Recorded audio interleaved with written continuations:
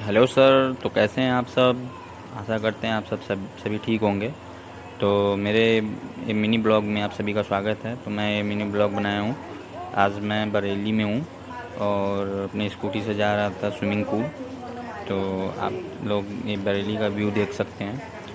तो हम लोग ऐसे ही घर पे बैठे थे तो प्लानिंग की कि तो भाई लोग आप लोग मेरे ब्लॉग में देख सकते हैं बरेली का जो रास्ता है आउटर का है, फिर भी बहुत ख़राब है। और बारिश हो गई है तो और ज़्यादा ख़राब हो गई है। लोगों को आने जाने में काफ़ी दिक्कत हो रही होगी।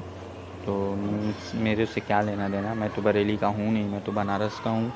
मैं तो ऐसे ही गया हूँ बरेली में भैया के यहाँ। तो मेरे से क्या मतलब, अपना काम बनता, भाड़ में जाए जनता। जब बड़े लोग ही नहीं देख रहे हैं रोड के बारे में तो हम लोग क्या सोचें। तो आप देख सकते हैं हम लोग जा रहे थे स्विमिंग पूल में एंजॉय करने के लिए, नहाने के लिए। मौसम ठीक था इसलिए। तो स्विमिंग पूल बंद था, 2-3 स्विमिंग पूल थे, दोनों तीन बंद थे। छोटा छोटा था, फार्म हाउस जैसा। दोनों तीनों बंद थे तो हम लोग अपना प्लान कैंसिल करके फिर वापस घर चले गए।